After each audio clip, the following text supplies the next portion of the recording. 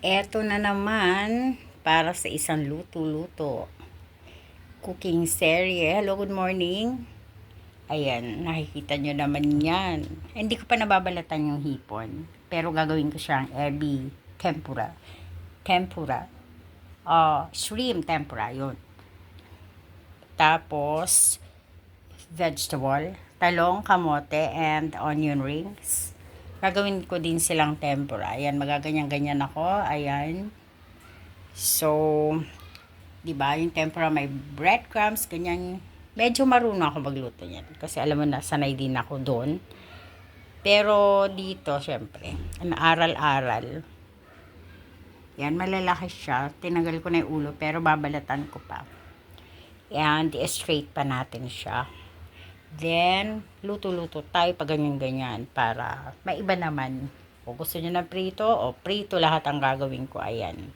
So, ayan po ang magiging ulam namin for lunch. Ayan, mag-prepare na ako.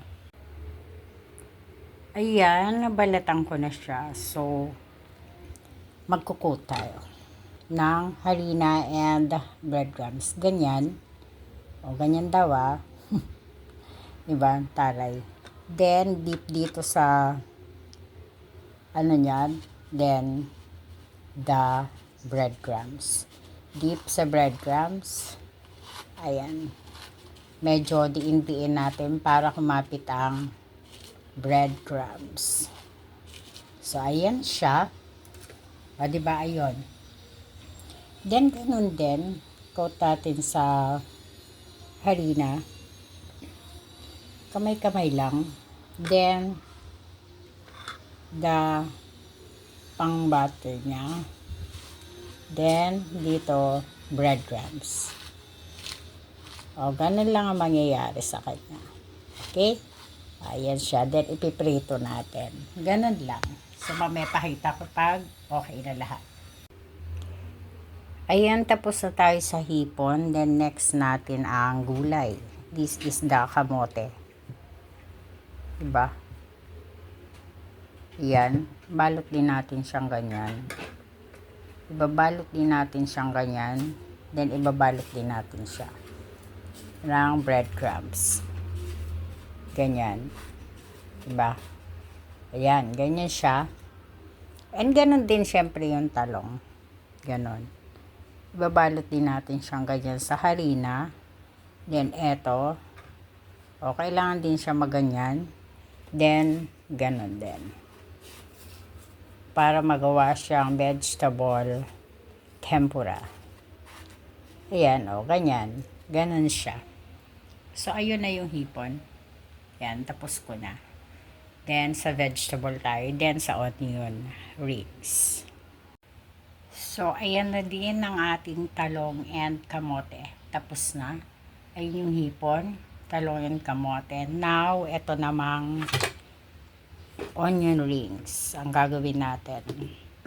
Siya naman ang ating babalutan ng harina. Ang tagal. Kailangan mahabang pasensya mo dito sa niluluto nito.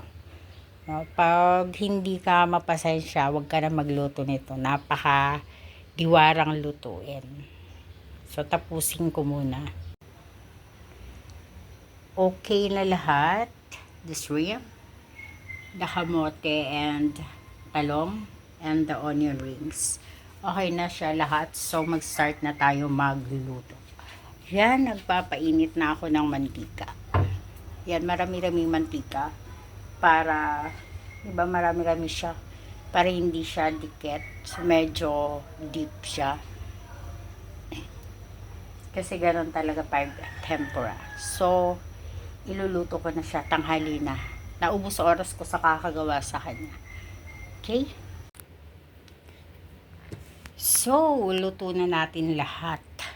Ayan na siya. Ito na yung ating shrimp tempura. Shrimp tempura. Ano ba talaga? Ewan ko sa inyo. Shrimp tempura. Sa Japan ba tempura kaya? Dito, ewan ko. Then, ito yung kamote. Ito yung talong and the onion rings. Ayan. So, lahat siya pinirito, 'di ba? So, magdi-dip na lang sila sa mayo with garlic paste. Siguro. Ewan ko kung ano i-dip nila dyan. Basta yun na yun. Kung anong sauce ang gusto nila. Basta, yan, naluto ko na. So, eto na siya. O, di ba ganda? Galing. Ayan. And, ayan. So, ayan na ulit ang ating lunch. Thank you sa panonood.